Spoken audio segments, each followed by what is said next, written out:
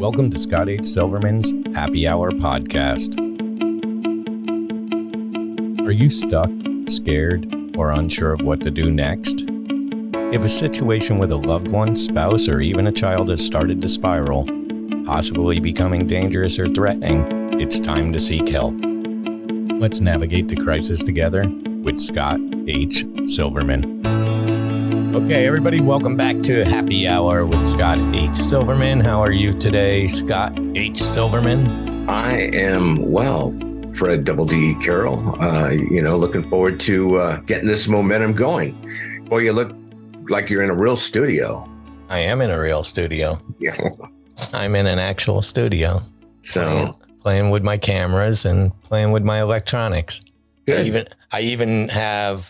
I took 6 hours last night. 6 hours taking my 32-inch screens. I got two of them right here in front of me, one to the left, one to the right, putting those arms on them where I could separate them. And now I could bring the camera in better instead of being above. It used to be above and shooting down a little towards me. Now the camera is straight on from me and I could push my screens all the way to the left, to the right. It's right. Yeah, you could tell I'm a single man with no woman telling me, don't buy that. Don't buy that. Yeah. And now you got to be careful that people don't think you're watching a tennis match trying to keep an eye on all your equipment. Yeah, well, I really don't have to watch anything. When we're doing live stuff is when I really have to produce and be away. But so what's going on in your world of addiction recovery? Well, I got to tell you, it's been an interesting week and a half up in Inglewood, Los Angeles. They busted somebody with 1 million hits of fentanyl. There was 5,000 hits of methamphetamine caught in San Diego. And just yesterday, I think it was, I don't know if it was a Border Patrol. It might have been them with the DEA. Caught a truck with a dog was $2.5 million worth of fentanyl. So clearly the criminal justice experts are going to work and having some nice hits, which is great. And I did an interview on Sunday about fentanyl at the local station, and they asked me about it. And my only concern, first of all, I applaud the great work they're doing. But what I know is they always talk about statistically, they catch about 10% of what is out there.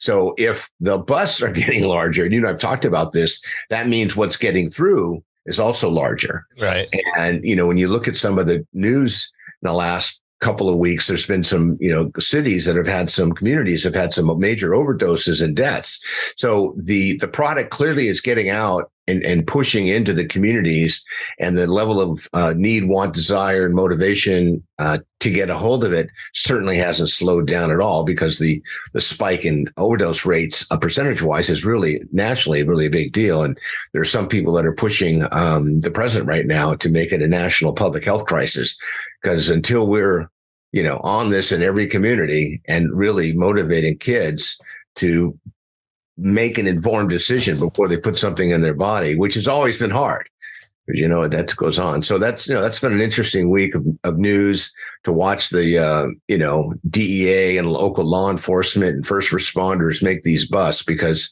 that means that they're getting better at it, and they're pushing their people power towards really making sure of it. But so much comes through the Postal Service, and so again, I remain optimistic and conservatively cautious, but I also know from what I hear in the streets and in my own meetings that there are a lot of people that are still getting a hold of whatever they want. And, it's not hard. So what do you know? Have you ever spoken to somebody who uses fentanyl? Because what is the high that good? Is it similar to that heroin grab where they say the high is so intense and good that that's what creates the addiction? Is the same with fentanyl? Is fentanyl that addictive? Fentanyl supposedly is 100 times stronger than morphine and 50 times stronger than heroin. Now, what we don't know with the accidental overdoses, because most of that is just, organically being manufactured locally here in the States, it doesn't come over that way. It is starting to In some ways, methamphetamines they're catching it now. They're seeing fentanyl cut with it. So no one really knows what the doses are that are doing it. But historically, fentanyl is, an opioid that is, again, 50 times stronger than heroin. So when you think about that by itself, yeah, it's not only is it a bigger, badder high, but it's also less expensive. And because OxyContin really is hard to get prescribed, prescription OxyContin, because of what's taken place over the last couple of years, fentanyl's kind of replaced it. And people are using their drugs of choice and they're buying it, and it's becoming to them laced with fentanyl. So there's this whole big wave of illicit drugs being laced with fentanyl. So no one really knows. I mean, obviously the medical examiner can do tests, and that's what they're seeing is fentanyl is what's killing people. And the idea of people picking it up over, say, heroin, I'm not even sure they're actually making that conscious decision. I think what's happening with the counterfeit medication is they're getting something unbeknownst to them, consuming it, and fentanyl's in it, which is what's causing this spike in overdose deaths. Yeah, I couldn't imagine I took Oxy when I had my knee surgery back in '08. They prescribed me with I think there was like 14 of them. Mm-hmm. And it was more take as needed, no more than 2 a day, stuff like that. Typical instructions. I took one and it got me so high that I didn't take another one because I couldn't handle the high. But I've always been that way, even with marijuana. I couldn't ever smoke marijuana. I've smoked marijuana maybe 2 or 3 times in my life when I was much younger. Haven't done it in 30 years now. Mm-hmm. But I couldn't handle that high. It would make me vomit. I would get sick to my stomach smoking pot. It's a weird, maybe an allergy. I don't know what it is. I never had to investigate it. I just stopped doing it. Right. And fentanyl was originally manufactured to be used in hospitals to help cancer patients who had extreme pain issues, and morphine and OxyContin really was not doing what it needed to do. So fentanyl was actually created to help, and it generally was seen in an IV form, meaning people weren't taking it in a powder or pill form like OxyContin. And heroin, of course, it is more of a street drug, but the OxyContin and the morphine can be given, intravenously. OxyContin was generally an oral consumption. So fentanyl was created for those people who had extreme levels of pain and nothing else worked for it. And it was only in hospitals. So the fact that it's, kind of become one of the major sources of people overdosing right now is really an interesting phenomenon because it's everywhere. And then there's this new, not new, it's probably been around. It's more of an animal tranquilizer. And I look at, the streets in Philadelphia. There's I can't remember the name of the street, but it's a big street, and people who the drug itself actually causes you to bend over and nod out.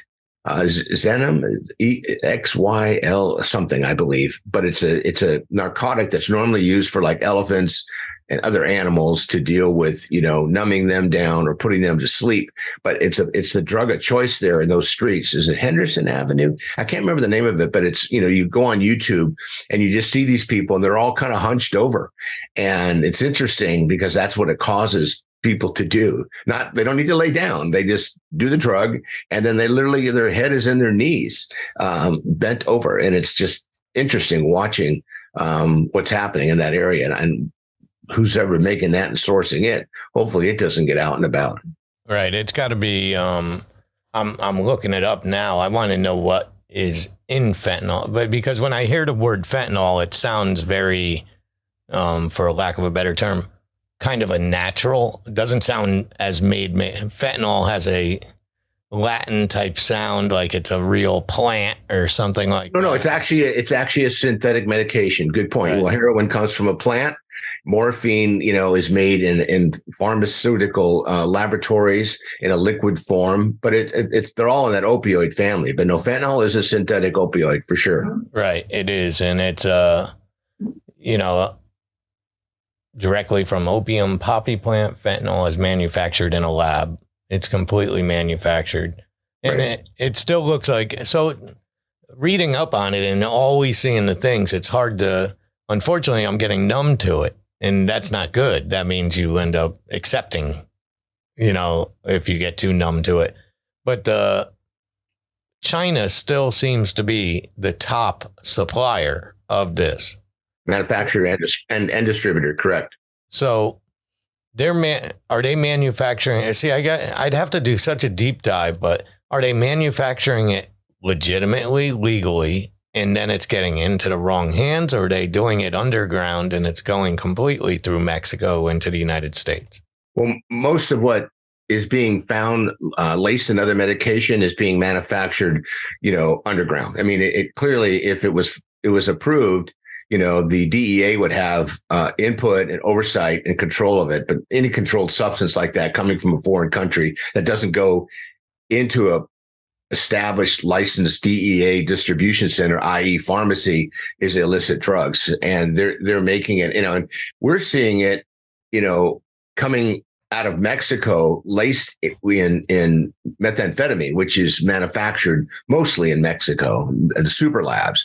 So, and I don't know what percentage of that fentanyl they're actually getting from China, if you will, versus making their own. Clearly, if they can get it at a great price from China, why would they even mess with it? If they just mix it with the powder when they make either the liquid methamphetamine for cross-border issues, or put it in tablet form. And tablets are generally easy to transport, and they don't require any special kind of mechanism on trucking and boats and planes, or even through the U.S. mail. So a lot of it's just in a pill form, which makes it easy for the end user, i.e. the distributors in the U.S., to push them out to other people, because they don't have to mess with liquids or anything that, might be considered dangerous to themselves as distributors. But the fact that they're still sending it out there, and people know that the drugs they have are laced with fentanyl, yet they're still selling it to the consumer. And clearly we're not going to stop that. What I hope to do is figure out a way to help the consumer make an informed decision. I mean, I was just in my interview Sunday, I said Trader Joe's. I don't know if you have Trader Joe's back there or not, but when Trader Joe's has a bad batch of, E. coli or something in chicken, it gets all over the news, and people get to take it back, and they get, they exchange it out. But this, to your point about numb, that fentanyl's become part of the landscape, and, people just aren't careful about it because they think they're taking, Xanax or methamphetamine or cocaine or crack. And if it's laced with fentanyl, there's going to be somebody in that group that more than likely is going to overdose and die. And I'm hearing stories now that, naloxone, which is the drug in Narcan that normally helps reverse overdoses, is not strong enough to compete with the strength of fentanyl. So you've got to give somebody 3 or 4 doses, which is a lot. And most people don't know that. So that's why we're seeing, even with Narcan being out there, there's no way to really reverse the overdose if the dose of fentanyl is high enough. Right. So that's another dilemma, because that was the only tool out there. So it looks like the only way it's prescribed is for late term cancer, end of life type situations of cancer, treating severe pain. And typically it's cancer pain, advanced cancer pain, but it's also only prescribed in a patch or lozenger. That's it. That's the only way the medical field uses it. So that's not the problem. It's got to be all illegal. It's so screwy. You don't know what's in anything. It's crazy. And those two mechanisms you mentioned, the swab and the patches, are pharmaceutically controlled. So there's quality assurance that's wrapped around that. And historically, that product, unless it gets stolen off a truck, is distributed, to facilities that have a DEA number. So they're controlled, if you will, and they're given to patients that have that highest level of need. So it's a real controlled manufacturing, distribution, and control issue with the oversight. But that's not the stuff that most people are taking that are causing the overdoses. It's just fentanyl that's been bootlegged, laced into other medication that looks like something else, unbeknownst to the consumer, that it's laced with poison. That's why the term poison to me is so critical in the conversation, because people understand that word. That's not one of those words that, I'll take a risk. No, that's poison. Well, it's like walking into a room with sulfuric acid fumes and go, I'll be okay. I'll hold my breath. So the way I'm thinking is, though, from a devil's advocate side of things. There's got to be instances where even the illegal dealer has put the quote unquote proper amount into a drug and it doesn't kill the person. Like the fentanyl is in there, but it didn't end their life. Didn't cause any, but it must get them higher. Now, are they addicted to that high versus a regular high? Or are they, I'm trying to think in my mind, are they better off learning the lesson right away and hoping we could save them? And then they never do it again after that because, oh my goodness, I just almost died. Or I don't know. I just don't have the answer to any. Well, and I haven't heard a story, and I hear a lot of stories about people that are manufacturing this in their garage, for example. No one says, well, 22% fentanyl, 16%, baking soda, and half a tablespoon of acetone to put it all together so it sticks, like they used to do with making crack. No one's doing that. They're just putting all the powder together, and they're using pill making machines to manufacture it.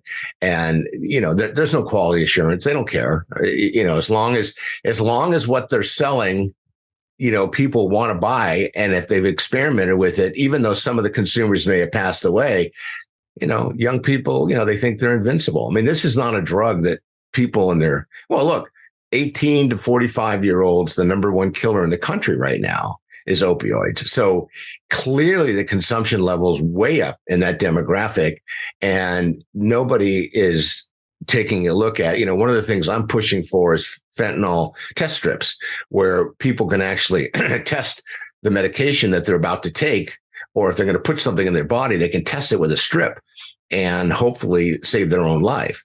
So, and that's not even, in my opinion, that's not even harm reduction. That's basically death avoidance. It's like, playing Russian roulette with a gun with a bullet versus playing it without. Right. Yeah. Who does that? It's crazy, the whole thing. So, but the way you were just describing how they're taking the powder, mixing it in with their other stuff and the baking soda and all this other stuff, and then they're putting it into a pill machine and creating the pill. So what that tells me is that's the only step where fentanyl is added, because the deal now, that's the third party. When it goes from, let's just say in Mexico, now the pills are made, the pills make it to America to the drug dealer, let's say in LA or something. Mm-hmm. He can't step on it further by adding more fentanyl to a pill. Once the pill is made, the pill is made. Correct. So he has no idea. Yeah, but if let's just say they sell 100 and their customer comes back and goes, I'm not getting high off this stuff, they'll make their own. But to your point, I mean, no, there's no quality assurance. There's no comment card when you leave the party. How did it go for you? On a 1 to 10, where were you on the get high scale? And let us know. And by the way, this is not happening from what I'm aware of with any other narcotic, meaning no one's taking methamphetamine and hiding it as Xanax. No one's trying to hide cocaine as anything else. So it's only the fentanyl that seems to be laced with the other drugs because it's 100 times more potent and stronger than morphine and 50 times stronger than heroin. So to your earlier question, yes, people can get higher on it. I don't know if they're staying higher longer, but the intensity of the high, if you will, is much greater because it's a much stronger drug. So I just Googled, I want to know if it's an American problem, if it's a European problem, but it is made its way over to Europe now, especially so I'm seeing it, Estonia, Germany, Finland, Sweden, Belgium, UK, and the Netherlands. Right. And it just says the overdoses are growing. So it's becoming a major public health threat in Europe. It's just something. I don't know. I do not have an answer. It's one of these things that I feel like all of a sudden just came upon us. When did this start? When did you first start seeing this? Well, fentanyl itself, the conversation's probably at least 10 years old. And, because Oxycontin was so prevalent, in 2016, and I put that in my book, 270 million prescriptions of OxyContin were written in this country. Prescriptions now, not pills, prescriptions. And there was so much of the OxyContin that was being consumed. Fentanyl really, I think probably in the last 5 years has just really spiked as far as availability goes. And you can also get it on the dark web. So you don't need to be a major player to get involved with the distribution of fentanyl. But I think fentanyl, when it first started hitting the consumer, scared them. Kind of like when heroin first came out, people were afraid of it. And then, people who used it realized, this is not that bad. And, I can control what I put in my body by the volume I have in front of me. But nobody knows what's in this counterfeit medication. So counterfeit medication has become a real big deal also in the last 10 years. It just because it's another hook for the distributor and another hook for the consumer to hopefully take something that looks familiar, and it's a selling tool. The adage of marketing, sell somebody something that needs to be replaced often. And clearly that's happened with this drug business. And when you look at the global charts, of course, we're a pill-oriented society. And, one of the big campaigns now is one pill can kill. The DEA started that campaign a couple of years ago. So, and I think the pandemic trajectory really has added to it. And of course, social media really has gotten, I think that's what's, pushed the information out on the international highways, social media, because in Europe, they have access to other drugs that are coming out of Pakistan and Afghanistan, mostly hash and heroin. And those things have always been out there, and in many parts of it, Holland used to be legal. I think it still is in some parts of it. So, but that was never an issue. And now it is. And I think part of it's because people they see an easy, quick way to feel better, the perception of feeling better by taking a pill. So getting off of the fentanyl part of it, because not our whole audience isn't into the heroin and stuff. Let's talk about more, before we end the show. What are some things that you could recommend to somebody that's finding themselves either going down a bad path with alcohol? Where do you begin, and how are they able to recognize their problem? Do most alcoholics know they have a problem? It's kind of hard not to when when you wake up at 6 a.m. and you have a glass of vodka before you have your coffee. It's, it may not be the logic evaluation piece, but mood altering substances have been around forever. And alcohol, is still consumed at a very high rate.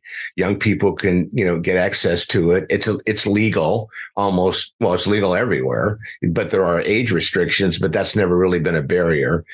Legalized marijuana, I think, is also some people call it a gateway drug, some people don't, but legalized marijuana in most states have experienced some real downside just because, again, the THC levels in marijuana are so high compared to where they were as early as 12, 14 years ago. So that creates an issue. But the bigger question, I think, Fred, to your question and bewilderment is, why do we need to see, or why are we seeing so many people self-medicating? And I'm not talking about somebody who has a 6-pack of beer or even a case of beer at the beach on a Sunday during the summer. I'm talking about the person who each day feels like they need to put something in their body that helps them cope, that helps them sleep or helps them wake up. What is it that's going on societally right now that we feel we need to put artificial medication or artificial feel-good stuff in our system to deal with what's going on in the normal day, dealing with sadness, dealing with grief, dealing with trauma, dealing with family crisis, financial crisis. And again, I think the pandemic really just, they said if you had a problem before it went up tenfold. So, just because you're no longer interacting socially and sharing with others in the environments you normally were in, to be able to kind of decompress a little bit. So, which is sad in a weird way. Of course, we didn't see this coming, the pandemic part and stuff, but wouldn't it have been a great opportunity for many people to get clean? It was a great window to keep you away from people, gave you an excuse to stay away from the people. And nobody, I mean, there are people that did take advantage of that, especially with weight loss, exercise, even podcasting like us, creating entertainment and learning to cope with using a platform to be your therapy.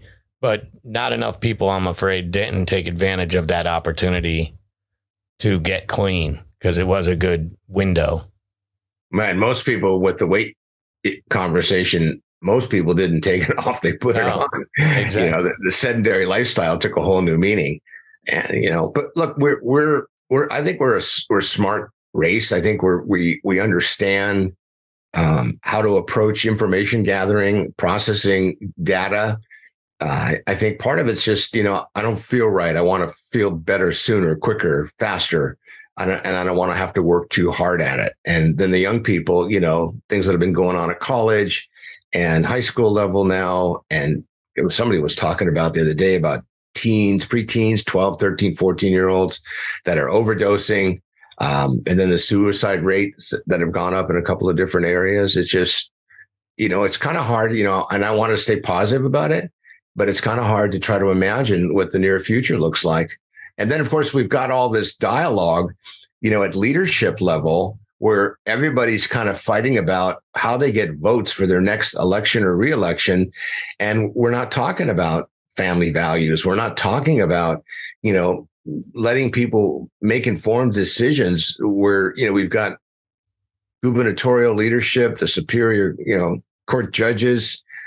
It's scary to me that how much, and, you know, I'm working virtually, so I see a lot of the news, and I try to watch across the spectrum, and it is unbelievable the way the information is coming out. I don't even know how. Some people probably just turn it off and go, enough already. I probably need to take a break. But to your point about recovery, I used to go to a meeting a week or two. Now I'm averaging 4.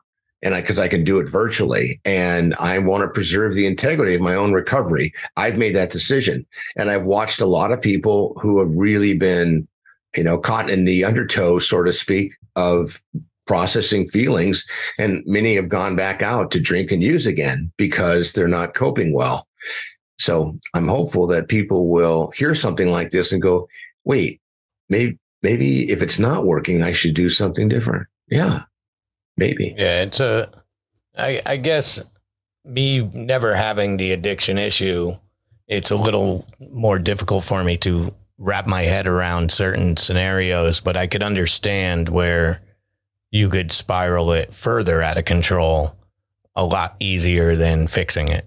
You know, it's a lot easier to take another drink than to not take that drink once you're in, because I've been there before where I've had 3-4 beers, 3-4 drinks. And I said, you know what? Feeling pretty good. I think I'll have a 5th and a 6th. Oh, now I'm feeling really good. And then the 7th, I don't feel so good. But once you're addicted and you could push past that, it's just, it becomes your medicine, at least. Yeah. And it's something we don't talk a lot about, you know, and we probably should spend more time on it, is what the impact of having someone in a family, what it does to the rest of the family. You know, it's so devastating to the whole other family, and every family has got somebody who has suffered from either mental health illness, you know, some sort of anxiety or depression, or undiagnosed, untreated trauma from one circumstance or another. So, you know, right now we're in a very unique situation where, you know, I know that the federal government just launched a new hotline. I want to say 988. I believe it is the 3-digit number. Yeah. For suicide hotline. And God, I encourage people to make the phone call, you know, and come let us know what you found when you made the phone call. Let us know. What did you hear? What did you sense from people? What was the feedback you got? And was it helpful? And the good news is they've finally done it. And so that will, you know, that will do whatever it needs to do. I mean, here in our community, we just said it was just determined that it's a public health crisis, and they're going to put a group together. I have not been called, which is pretty SOP, as a subject matter expert, and they're going to spend 180 days meeting as a group, deciding what next steps might look like. And I'm thinking, you know, in 6 months in our community, we could lose another 150 people, let alone the families that are impacted by that death. And that's whether, you know, DUIs aren't down at all. So drinking and driving hasn't really decreased per se. I think cigarette smoking for youth is decreased, which is a good thing, but they've transitioned to vaping. So, and we don't talk a lot about that either. So, we need some happy conversation some days. And I'm a vapor. I vape. I know. And it definitely is. I was thinking as you were going through your thing about waking up in the morning and needing this, needing that. What is it and mine is the vape. I still crave whether it's the nicotine or whatever. I do feel I won't. And I think most experts also came down to this study. It's still better than smoking cigarettes because it is less, many more less chemicals involved in vaping than that, but they don't know long term. Well, wasn't it the federal government that just put a cease and desist order with Juul, one of the bigger vaping manufacturers? Yeah, and especially flavored. So when it's tobacco, straight tobacco flavored, they're fine with it and stuff. It's crazy. And I was a smoker for a long time. But before we end, you had mentioned a few things about how it affects other people and stuff. So you as a recovering addict and every day, even though it's been 30, how many years? I just talked to my sponsor and we confirmed I'll be 30 to 38 years. So in November, it'll be 39. I like making you do math. That's what I like to do. But 38 years. Is there an ounce of alcohol in your house anywhere? Yeah, there's some wine here because when my sister-in-law comes or my sister and brother-in-law come to visit, we have it here, but it's up in a cupboard, put away. Right. Well, that was my question because your wife is not an alcoholic. Your children who are grown women at this point are not alcoholics. And they like to drink. When we go out to dinner, one or both of them might have a cocktail, some sort of a unique martini or something, and doesn't bother me. And that's their choice. But does it not bother you because you got to 38 years?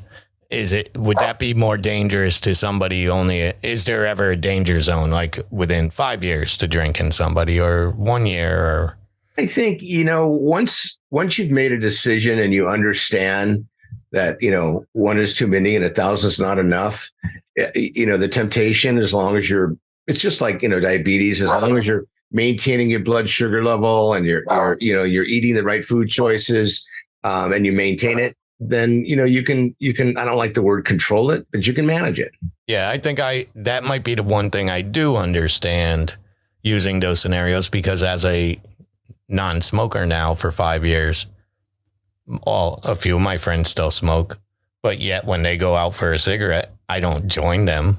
I don't have any urge to go join them. So I think that's the only similarity I could get to an addiction and stuff. Yep. Beyond gambling. Gambling is something I do enough of, not dangerously where it's affecting any of my finances, but it's something that I think about, especially stupid reasons, which are warning signs, I would assume. Like last night, there's no sports on except the home run derby. And I'm thinking this is the most boring thing in the world, unless I bet on it. Then it makes it exciting. And that's the glamour of gambling, but we never really even spent time talking about online gambling and how big a business that is globally right now. All these teams are connected. The NFL is completely connected to it. The owner of the Cowboys and the owner of the Patriots are the two biggest investors in DraftKings. I mean, they know what they're doing. They're making a fortune. You couldn't take away, if you took away gambling, you'd probably have more outcry than over this abortion stuff. That's how important it is to Sunday afternoons and stuff like that. And believe me, I'm addicted to football. I can't wait. I would rather it be September right now. Give me September and I'd be fine. But anything else before we end happy hour? No, just want to remind everybody, please give me a call or text me at 619-993-2738, 619-993-2738, or visit me at yourcrisiscoach.com, or just Google me, Scott H Silverman. Text, email me, do something. Let's work on this together and know that at the end of the day, there's always hope. There's always help. Yep, exactly. So that's going to be it for Happy Hour with Scott H Silverman, and I am Fred Carroll, and that's it for this week. And I think the good news is we could tell people we're going to go do Ending the Stigma, and we're going to start doing that live. We haven't picked a day yet, but we'll try to be consistent with that. Yep. Separate the podcast, your podcast, from our other adventure, but can never have too many people talking about it. So nice to see you, Scott. And Thank you, Fred. that is it for this show. Goodbye. See you next week, everyone. To learn more about Scott H Silverman, you can visit his website at yourcrisiscoach.com. That's yourcrisiscoach.com. Scott is available on all social media, and if you need to speak with him, call or text 619-993-2738. Happy Hour with Scott H. Silverman is co-hosted with Fred Carroll and produced by Venom Studios, copyright 2022. All links for each show are available in the show notes, and we will return next week and hope to hear from you soon. Thank you for listening to Happy Hour.